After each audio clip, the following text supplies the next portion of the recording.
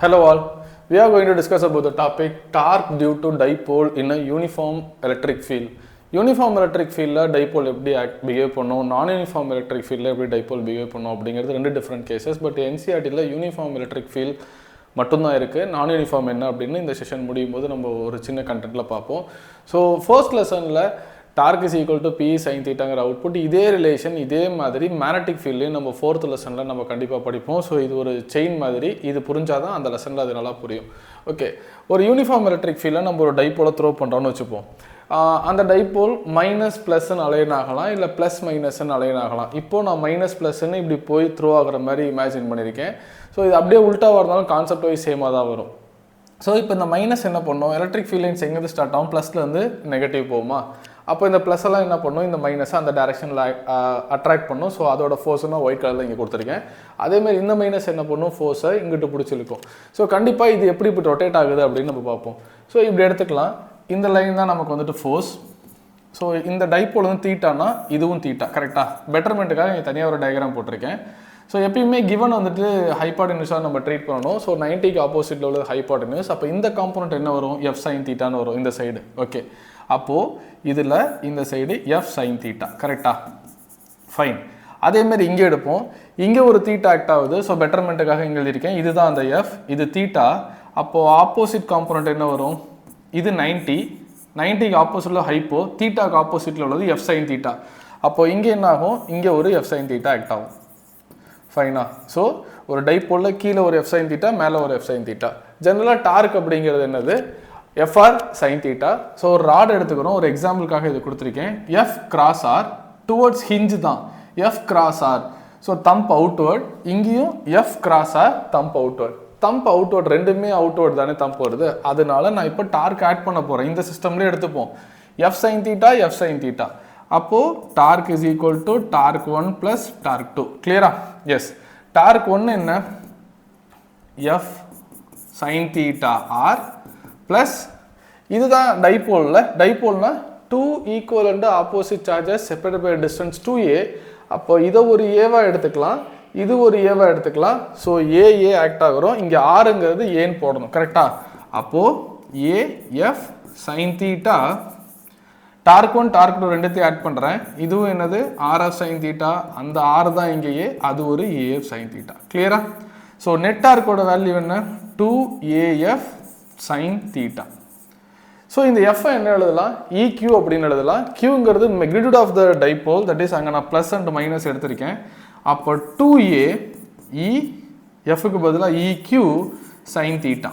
Very clear. 2AQ என்ன எழுதுறேன், நான் Pன்னு எழுதுறேன், PE sign theta. So what is theta, angle between dipole and electric field, that is tau is equal to P cross E. இதில் special cases இருக்குது, எப்போ ஸ்டேபிளாக இருக்கும், எப்போ அன்ஸ்டேபிளாக இருக்கும், எப்போ மேக்ஸிமம் டார்க் இருக்கும் அப்படின்னு.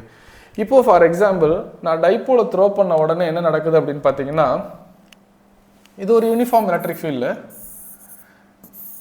டைப்போலோட டைரக்ஷன் என்ன, பேசிக்ஸில் ரொம்ப ஸ்ட்ராங்காக இருந்தால் தான் நம்மளால ப்ராப்ளம்ஸில் வெக்டர்லாம் நல்லா டீல் பண்ண முடியும். டைப்போலுங்கிறது 2QA, அது ஒரு வெக்டர் குவான்டிட்டி. அது எங்கேருந்து எங்கே ட்ராவல் ஆகும், மைனஸ்லேருந்து ப்ளஸுக்கு ட்ராவல் ஆகும். So this is very important. Electric field எங்கேருந்து எங்கே ட்ராவல் ஆகும், ப்ளஸ் டு மைனஸ் ட்ராவல் ஆகும். கிளியர்? சரி, இப்போ நான் டைப்போலை தூக்கி உள்ளே போட்டேன். இங்கிட்டு யார் இருக்காங்க, positive. Field lines positive to negative travel ஆகிறாங்க. ஓகேவா? ஸோ நான் ஒரு டைப்போலை த்ரோ பண்ண பிறகு மைனஸ் சார்ஜ் வந்துட்டு இந்த இடத்துல அலைன் ஆகும், ப்ளஸ் சார்ஜ் இந்த இடத்துல டியூ டு ஃபோர்ஸ் ஆட்டோமேட்டிக்காக அலைன் ஆகும். கரெக்டாக? ஃபைன். இதுதான் ஸ்டேபிள்.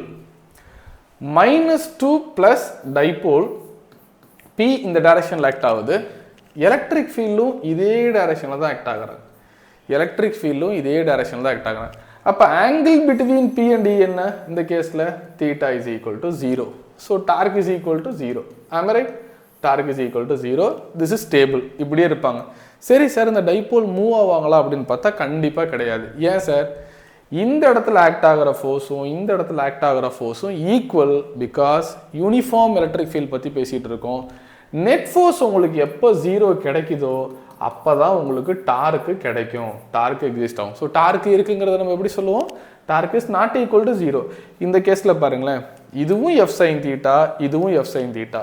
இது எஃப் இது எஃப் ஈக்குவல் அண்ட் ஆப்போசிட் ஃபோர்ஸில் தான் எனக்கு டார்க் கிடைக்கும். யூனிஃபார்ம் எலக்ட்ரிக் ஃபீல்டில் டைபோலில் மூவ்மெண்ட் இருக்காது. This is very important. சரி, த மோஸ்ட் அன்ஸ்டேபிள் ஈக்லிபிரியம் என்ன அப்படின்னு பார்த்தீங்கன்னா செகண்ட் கேஸ் எடுத்துக்கலாம். யூனிஃபார்ம் எலக்ட்ரிக் ஃபீல்ட் நான் டைபோலை த்ரோ பண்ண பிறகு நேச்சுரலாக அவங்க எங்கிட்ட அலைன் ஆவாங்க.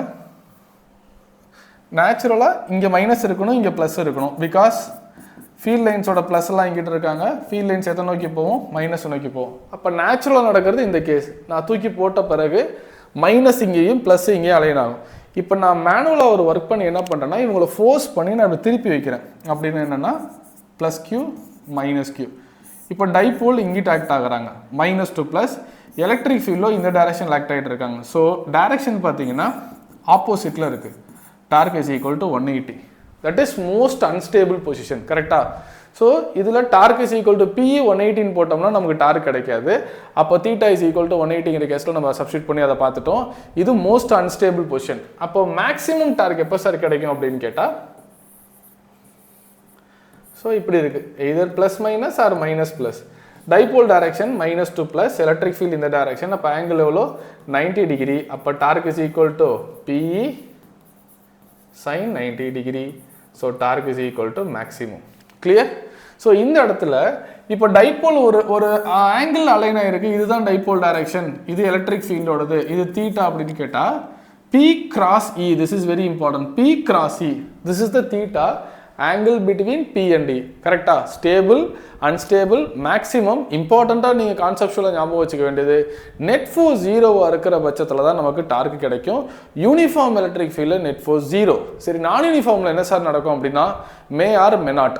அது ஃபோர்ஸ் கிடைக்கலாம், கிடைக்காமையும் போகலாம். நான் யூனிஃபார்ம்னு நம்ம அப்படி சொல்ல முடியாது. கிளியர்? தேங்க்யூ. கீப் ஆன் வாட்சிங்.